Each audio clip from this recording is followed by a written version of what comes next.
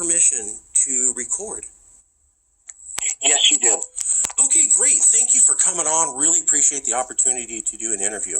You know, normally the way we do this is we ask you to introduce yourself, who you are, your background, and how we came to have this conversation today, so that it's exactly how you want to be described, sir. Okay, so would you like me to say just a little bit about myself and how I was contacted? Yes, sir. Yeah, so my name is Steve Kershnar. I am a philosophy professor at State University of New York at Fredonia. I was many years ago. I was briefly a lawyer, and I have an interest in political philosophy and issues of legitimate government authority. I was contacted via email from Marcus Reed Evans as a result of a column that I wrote for the Dunkirk Fredonia Observer. And you are a professor at a New York university? Yes, I am. I am a distinguished teaching professor at SUNY Fredonia, which is one of the state universities in New York. Is that a law school, or do you teach in the law school area? No, I teach in the philosophy department. It's not a law school. But you do have a law I'm a background. philosopher. I do. I was briefly a lawyer. Yeah. Okay, I just got to establish that so that when we get to it, we're talking to someone who does have a background in law and does have an academic background. Because some of the things I think in the article were they made sense to me, but these are considered, somewhat radical topics by a lot of people across America. What roughly was the article about, and roughly what were your conclusions that you were trying to showcase in it? So my conclusions were, the way I got into this, I was rewatching Ken Burns' Civil War documentary, which I think is superb. And I was wondering whether or not the Southern states had a legal right to secede. There's a separate issue as to whether they, morally should have seceded and whether the North should have engaged in the war. But I was more interested in the legal issue than the moral issue. And it seemed to me, I'm sort of looking at it, reading various articles, reading through the Constitution, that it's probably the case, not entirely clear, but probably the case that the Southern states had a right to secede. And I base that on a few things. One is, it looks like that at least some of the founders at the time understood it that way, and it's probably the case that people at the time the Constitution was ratified understood it that way. And second, the structure of the Constitution seems to support the ability of states to secede. And third, it makes sense. It sort of parallels other areas of common law related to withdrawing from partnerships and, when a contract is valid. So 3 areas, roughly kind of the intention of the people who ratified it, and the understanding of people at the time, especially the structure of the Constitution, and third, the kind of parallel to other areas of law. So that was my overall thought process. I really liked your points about a couple things. One was the Constitution doesn't say anywhere that you can't secede. Am I correct? That phrase is nowhere, anywhere? I can't find where it says the Constitution seceded. It does say that the federal law is supreme, but that doesn't address whether or not you can draw from the whole federal system. Yeah. So I don't see where it disallows succession. And you had pointed out the historical precedents that America. So you had the Articles of Confederation, which said that they were, permanent, unbreakable, and then they broke them and formed the Constitution as we have it now. And I think your point was, how can you say the Constitution says you can never leave when the document before it, that basically everybody was part of, also said the same thing, and they quickly got out of that contract? Right, that's right. And I think the same thing applies to whom they permitted Texas to withdraw from Mexico, despite Mexico's Constitution not allowing it. So yeah, it's pretty clear precedent that they thought it was okay to break these constitutions. It's unclear why they wouldn't have allowed it here. In addition, there's just an issue of sort of constitutional interpretation. The people who wrote the Constitution and ratified it were well aware of this issue. And you would have thought if they had strong feelings about it, or thought the Constitution should address it that they would have addressed it in a direct and explicit manner. They didn't do so. And it's not from lack of awareness of the issue or its importance. Yeah. The thing that always I found curious was people would say Constitution bans secession. I can't tell you the number of lawyers and professors of law who just say the Constitution bans secession. And I'm thinking, where? Where does it do that? And could you answer this question? Why is it that so many professors and lawyers and professors of law, when they get on TV, they say Constitution bans secession? Why do they say that when it's not mentioned? Yeah, I don't know prior to the Civil War why they would think that. I could see, I don't agree, but I could see a more plausible case being made for succession being legally prohibited from the 14th Amendment Citizen and Privileges and Immunity Clause. I mean, I don't think they do so, but at least, more plausible case to be made. But before the Constitution, I don't see it. And again, as you pointed out, the Constitution is silent on the matter. In addition, the fact that the people who drafted the Constitution and ratified it were well aware of this issue, they didn't put it in there. The structure of the whole U.S. system and the precedents, the things like the Articles of Confederation, I have no idea where they had that much confidence on. Yeah, so let's predate it, before 14th Amendment and after 14th Amendment. So you have the 14th, it's there.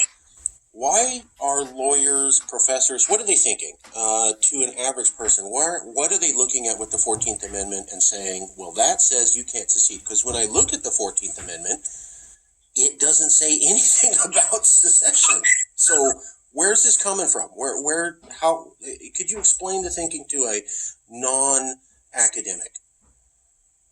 So I think one approach to this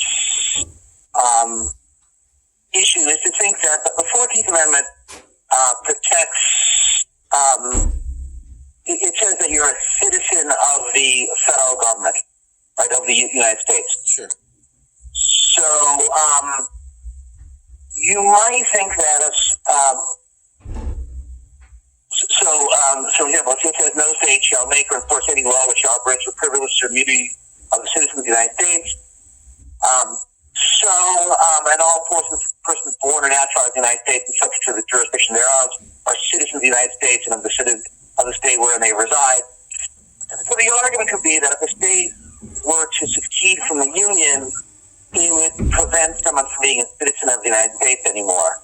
Or if the state were to secede from the Union, that a person would no longer have the privileges and immunities of the United States. So on that reading, the 14th Amendment does prevent the right to secede. The reason I'm skeptical is the way I read that is saying that insofar as the state is a member of the United States, that its citizens have those features. But I don't think it says that a state can't withdraw and therefore deprive those features. And again, it's kind of an issue of clarity. I mean, if that was what was intended, there's a strong case to say that this should have been made very explicit, particularly that they had just lost 620,000 human lives over the war. There was sort of a very clear reason to be explicit on this matter.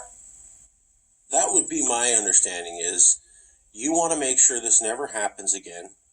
You control the Congress, right? Because the North absolutely controlled the Congress afterwards. The Southerners weren't even really allowed to be in power. So you have total control. You can write whatever laws you want. And no one writes down saying you can't secede after, like you said, almost close. All these people die and you have total control. You can pass any laws you want and no one thinks to say that. Why? What does that mean? Yeah, I agree with that matter. I find that exceedingly strange. The other thing which is interesting is if you look at some of Lincoln's reasoning, not all of it, but some of his reasoning, you could see that one of the main justifications that he put forth for going to war, the Civil War, was the need to preserve the Union. But it's not clear that some states seceding destroy the Union. Unless you view the Union as being constituted by and only by the states that were present at the time. And of course, it's not the case, because later on you could have further states. So it's an odd view in the sense that it didn't seem the southern states were destroying from the Union; they were withdrawing from it. In the same way that if I were to lose a limb, it's not like I cease to exist. And if the United States were to lose some states, it doesn't seem that it ceased to exist. So it's a little hard to follow exactly what Lincoln's reasoning was in terms of justifying as a legal matter, justifying the prevention of states from leaving the Union. And what gets me also is that in the Civil War, some southern states seceded, but not all. So the Confederacy is formed of states that initially broke off, and then other ones who didn't initially break off. They didn't support the South. They didn't leave the North either. They waited until there was actual shooting, and then they joined, which some have said, well, if some states heard that southern states wanted to secede, and they didn't join them, but they also didn't back the North in criticizing them, then that means that those states understood that you could legally secede. And the only reason they left the Union and joined the Confederacy was because they saw federal government troops shooting at civilians. Right. And the other evidence to think that there was a right to secede is that a number of the presidents, a number of the leading figures, including one of the most important founding fathers, I'm just not the name, but Governor Morris, and people like President James Buchanan, Vice President John C. Calhoun. These are people who weren't that far off from the founding of the nation, and presumably have some connection to the people who did ratify it, and they thought there was a right to succeed. Now, other American leaders didn't, such as Andrew Jackson, Alexander Hamilton, and John Jay. So it really is kind of a mixed bag, but still, there's some pretty central figures for it to put it this way, and really it's the best way to make sense of the Kentucky and Virginia resolutions. In which they very clearly reserved the right to judge whether the federal government was violating the contract that is the Constitution. It's hard to see why they wanted to preserve that right for independent judgment unless they thought that were they to judge that the federal government had violated the contract, they should then succeed from it. So, some leading figures, again, the evidence is mixed, but some leading figures understood the right to succeed. And, the Kentucky and Virginia resolution, I think some evidence, sort of moderate strength, that, that some of the people, the leaders of major states, viewed it as a right to succeed. And I got to point out, 1812, whenever I see people say you can't secede, they never bring up, I believe it was New Hampshire, in 1812. The British were here, they were fighting Americans, and one of the states holds talks with the British government about seceding from America and becoming part of the British government again. No one brings that up. I didn't know that. That's interesting. I was not aware of that. It was New Hampshire or Connecticut, one of those two states. And the interesting thing is that the rest of America criticized and hated the people in that state so much in the newspapers, but no one said you don't have the legal right to do that. So what does it say that in 1812, about 35 years after the only about 25 years after the Constitution's formed, so long enough that there would still be people alive who could remember that, we're saying, we want to secede and we're going to join England again, and nobody in all of America says that's illegal. What does that say? Right. Yeah, I'm unaware of that. That is an interesting point. But I don't have any background on that. So that's certainly interesting. Though. Yeah. Well, and I like to point out that you're from New York, right? Yes. And I'm from California. We're left, we're liberals, we're not arch-right conservatives. We're just talking about what the law says. And so you can still be against this, the South holding slaves, and you can still be for, yes, it needs to be undone. But these are legal questions that deserve a impartial understanding. Am I right? I completely agree with you. My view is what the law says is independent of what the law should say. So, regardless of whether someone sort of agrees or disagrees with whether or not the Constitution should allow for secession, the question is whether it did allow for secession. And again, I think it's more likely than not that it did. I mean, there's all sorts of things that people might or might not like with regard to the Constitution. But there's a separate issue as to whether or not those amendments should still be respected if they have the meaning that, once we have their correct meaning. For example, there's a debate as to whether or not the Second Amendment protects the individual's rights to own guns. If you think that it did, and I do think that, then you might think, look, people have this legal right. Why do you think they should have this right or not? It's just a separate issue. Right.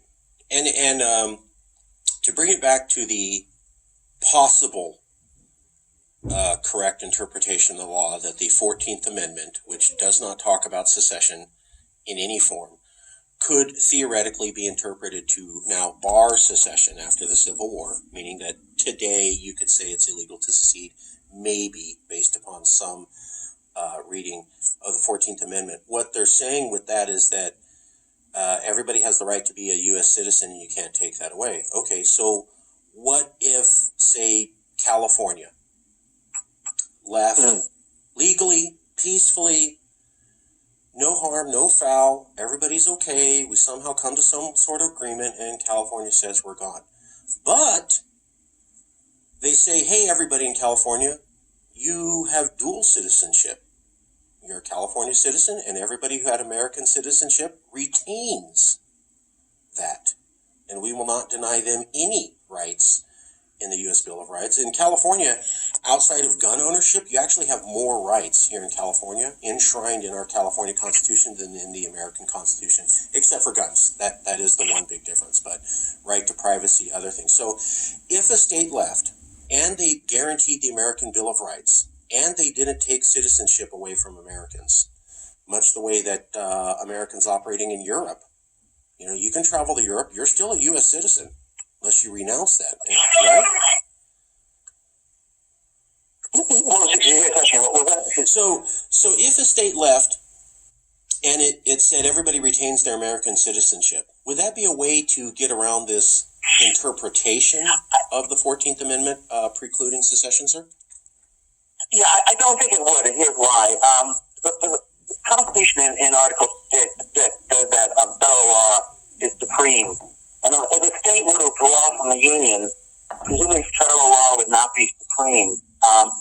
And as such, if you thought, and again, I doubt that it does, but if you thought that you're entitled to the privileges and immunities of the federal government, you might think one of these privileges and immunities is to be judged first and foremost by federal law. So I'm wondering about the supremacy clause preventing sort of dual citizenship that you're discussing. I mean, perhaps I just don't see it working. I don't see that you could satisfy the supremacy clause with the sort of dual citizenship approach. Okay. You talked about Texas versus White, I believe, in the article. Yes. And Texas versus White was a Supreme Court decision decided. Well, could you walk the listeners through what was Texas versus White, and why is it important in this talk?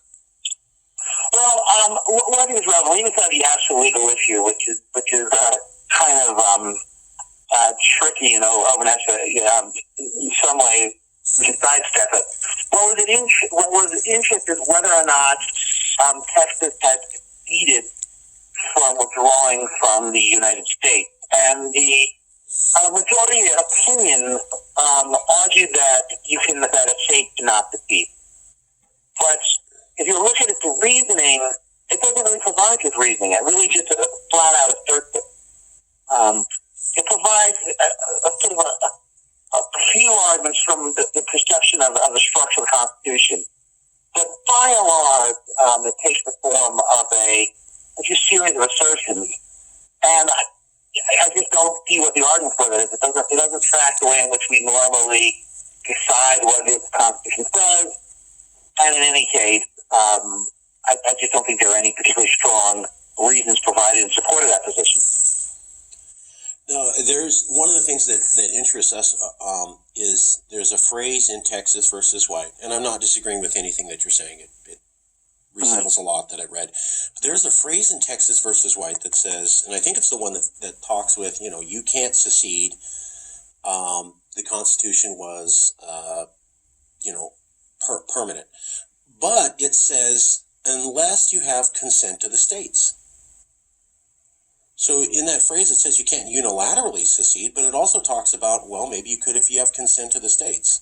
We've fought a lot of arguments out here to get the news out here to admit that Texas versus White exists, and that it does say with consent of the states it might be possible.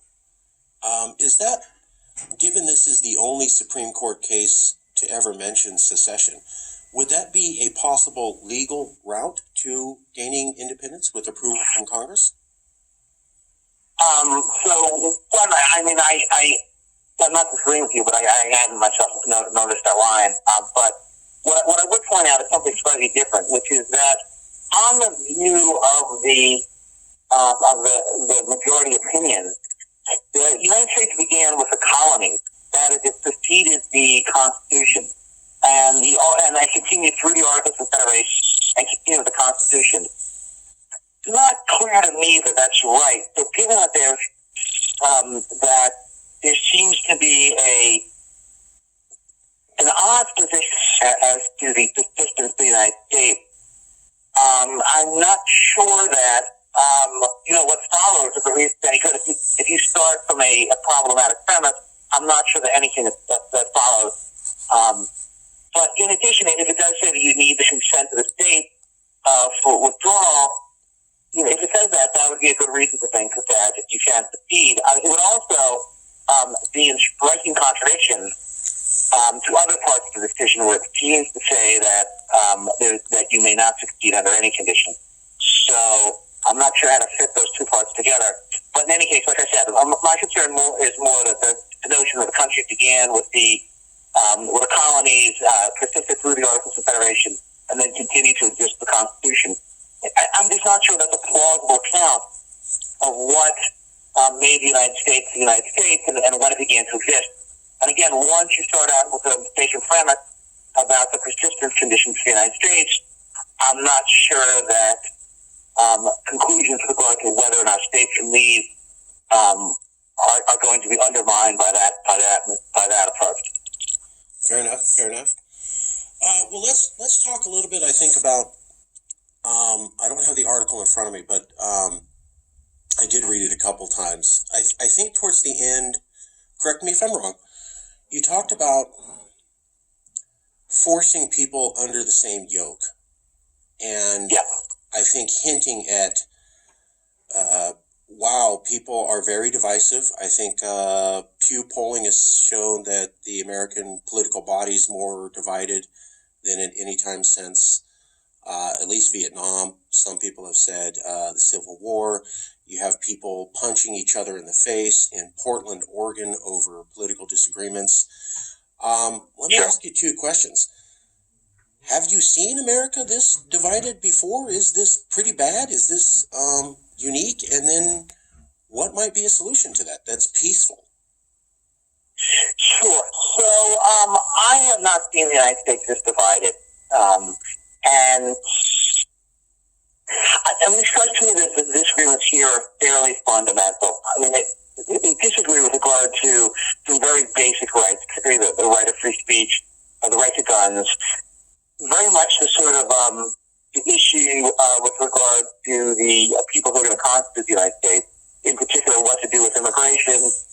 Should we have approaches that are relatively closed borders, relatively open borders, that come in the middle? There's strong differences on race matters, things like race quotas, preferences, and reparations. There's big differences in terms of economic freedom. Should we socialize medicine? Should we socialize college education, and issues over foreign policy. That is, should the United States have an isolationist or an interventionist foreign policy? And people's positions seem to fit into two large worldviews. I'm sure plenty of people don't fit clearly into them, but as a general group, people seem to fit pretty clear, seem to fit into these large views. At some point in time, if you have this strong disagreement over what sort of country you want to live in, I'm not sure what should be gained by having one country rather than, two different countries or even more. Again, when you allow the states a lot of flexibility so that the state could set up different systems that people choose how to live by choosing a state to live in, that is a solution. But since one side at least does not want to give shape that sort of expression, it's just not clear what's the gain by sort of forcing people to remain part of one country rather than being part of two different countries. So, for example, would this sort of be gained by forcing Yugoslavia to be one country, or have it be gained by forcing Iraq to be one country? It's not clear what we're gaining by doing that. Right. So, if that's correct, we should at least be open to the discussion of whether or not, the country should split into two or more parts. And if so, one way, although not the only way this could be done, would be through discussion. Right. I talk to a lot of liberals, a lot of conservatives around America, and I hear two people who don't talk to each other and yet have the same concern about the other one. I hear liberals here in California are terrified that conservative Supreme Court president and conservative Senate will pass a law that allows this open carry thing. So you go and you get a gun license in Alabama, and it's concealed carry, and you can just drive into New York or California. And we would never allow that in California. But if it's a federal law, then Joe Bob can just drive right into California with his 6-shooter on his hip and goes, I got a license in Alabama. You have to accept it now. And people in California are scared of that. I mean, they are terrified of that. On the other hand, I have talked to conservatives. I'm a liberal. I'm out here in California, but I got family from Texas. And so I talked to some of my relatives. And one of the things is Alyssa Milano, who I like, she started the Me Too movement. She traveled to Georgia last 2 months and is protesting Georgia, saying she doesn't like their laws concerning abortion. And so she traveled there and she started protesting Georgia laws and saying, you shouldn't do this, and I don't agree. And now she's trying to get everybody in California to ban travel to Georgia. And so here are these conservatives saying, I'm terrified of you Californians coming into my neighborhood and saying, I don't agree with whatever law you guys passed. I think it's wrong, so I'm just going to pressure you to undo what your voters decided. So when we have a country full of people who are terrified of right-wingers coming into their country with loaded weapons, and right-wing people, I mean, yes, we're there now. And then we have right-wing people scared of liberal Californians coming in and bossing them around on social justice issues. Do you see how that, I mean, this gets us to this point where it seems like people can't agree about basic stuff. Yeah, I agree with you. I think there's some fundamental disagreements. And again, you see it in a number of issues. I think abortion, as you point out, is an extra one. Still guns. Still are the degree to which you have things like amnesties and catch and release policies. Things like, do we have a single-payer medical system? Do we have a federal government pay off student loans? Do we have a wealth tax? Do we continue to be involved in places like the Middle East, places like Syria? Yeah, I just think there's these families, like particular families of views, and I'm not sure what's the gain by saying, well, if you have to work this out as a group. I mean, at some point in time, the differences get so great, it seems that on the whole, both sides would be happier if they could form their own set of norms. And one side should emphasize egalitarian considerations and a humanitarian foreign policy, and the other side can emphasize liberty considerations and an isolation of foreign policy. They could disagree in terms of how you interpret the Constitution, and in essence, having two versions of the Constitution. And I mean, again, the further people's preferences get away from each other, the more costly it is to both find a middle ground and to enforce it. Yeah. So maybe amicable divorce might be a solution to keep people friendly. Yeah, I mean, imagine you had a couple, and they were sort of, they were moderately religious, not especially religious. And one person, let's say the husband, becomes extremely religious and wants, religious norms to run the household from top to bottom. And let's say the wife becomes complete atheist and loses faith in both the religious tenets and the moral norms that accompany them. At some point in time, you say, look, unless there's like a further reason they should stay together, I mean, why should they make themselves suitable by staying in a marriage in which their preferences are so different that there's not a workable middle ground? And I'm not sure we're there in the United States yet, but the two sides are becoming increasingly, far apart. And so I'm not, at some point, it's a game by sort of forcing these various states to work together when they just have a fundamental disagreement as to what it is that what's right and good with regard to the people and what relationship that has to the government. Let me ask you, how do you feel the rest of New Yorkers feel? We're out here the other side of the continent. I've been to New York, great place, but it takes some effort to get out there. Do you feel that New Yorkers are sensing this huge gap and maybe warming up to the idea that some sort of divorce might be good? I don't see any sense that New Yorkers are thinking about this. I don't see I don't see any awareness of it in terms of the newspaper articles, newspaper columns, discussions I have with people, discussions on, the radio, discussions in bars, in classrooms. So in short, I don't see any awareness whatsoever in the state of New York. Now, that's not to say that maybe they should be, and maybe it would be a worthwhile thing for them to consider and talk about, but in terms of are they actually thinking about it, I think the answer is no. When we look at the presidential debates, we see, I've watched all of them, and Slate did a great article talking about how they are delusional when it comes to them thinking they're actually going to pass their policy agenda because of a conservative Supreme Court.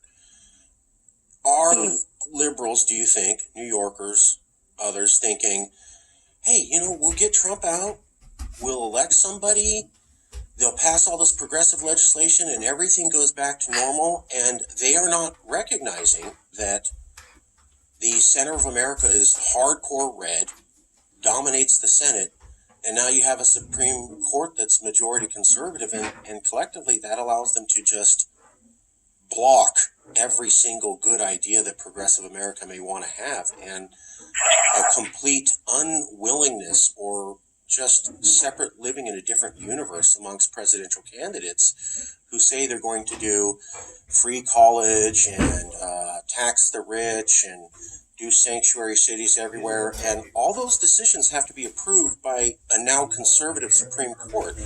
Do you feel that liberals and perhaps New Yorkers are aware that the system isn't going to allow their progressive vision to be realized? So I do not know what New York as a whole, I just haven't seen polling results on those matters. I do think, I'm not sure the court is that much of a block on federal policy, but I do think the red states very much want to block the progressive agenda, and because of the structure of the Senate, there's a good chance they'll be able to do so. But in short, I don't know what New Yorkers, on the whole, if they're kind of aware that these sort of progressive ideas that you see in the Democrat states are probably going to be blocked. I'm also just not sure to what degree the places in your state support those policies. And I just don't know if they want to, for example, have a single paramedical system, or whether they want sort of all educations get wiped out, or they want sort of restrictions on political spending as a way to fight corruption, with a possible infringement of the First Amendment. So I don't know. But I think that you raised an important point, which is, look, the progressive agenda at this point in time is quite ambitious, and people believe very strongly in it. You might, on one account, you might think, look, people have a right to some degree to have a sort of system that fits their values and their needs. It just might be the case that the people in Montana and the people in, Connecticut, they just don't see that. They don't see the role of government in the same way, and their vision is so different that it's a little unclear what's the gain by forcing them to say, okay, the representatives of Montana sit down with representatives of Connecticut, let's do what we can arrive at. Is there even a middle ground that they can arrive at? I mean, other than just a stalemate, just sort of locking the status quo, it's not clear that there's common ground between, let's say, the representatives of a place like Idaho or Montana and those of a place like, Connecticut or Massachusetts. Huh. Okay. That's really good. Okay. Winding down, is there any comments, things you'd like to leave the audience with, or any websites or issues that are important to you that you'd like to make sure they know about? I just like to point out, kind of reiterate the point I thought you made, which is it's kind of an odd feature of all of this, in that you would think that the Constitution would have explicitly addressed it. And it's failure to explicitly address it, it's especially odd, given that they knew it was a real issue. One other thing I'd mention is that if you, just two other quick things. One is that with law, people are automatically with law are allowed to withdraw from partnership. Now, they might pay damages, but we don't sort of lock them into a legal partnership thing that you may not leave. Similarly, in contract law, if the people who make the contract both misunderstand the material term and neither is at fault, as a legal matter, the citizen will meet in the mind and hence the contract is void. If you disagree about whether or not a state can leave the union, that's pretty close to having a misunderstanding of material term of contract. Huh. So, if we think about analogies to other areas of the law, it looks like you can withdraw from, partnerships. It looks like you have to have at least some shared understanding of the contract to which you're entering. One last thing, and that is, we generally think succession is a good thing. I mean, did anyone think that it was wrong or bad for the Soviet Union to dissolve into other countries? Good point. The same thing with countries like, Algeria, Brazil, Haiti, India, Jamaica, Kenya, Nigeria, Pakistan, Peru, and so on. So I think, look, it's a good thing that these countries were allowed to, in essence, succeed from a larger and more powerful country.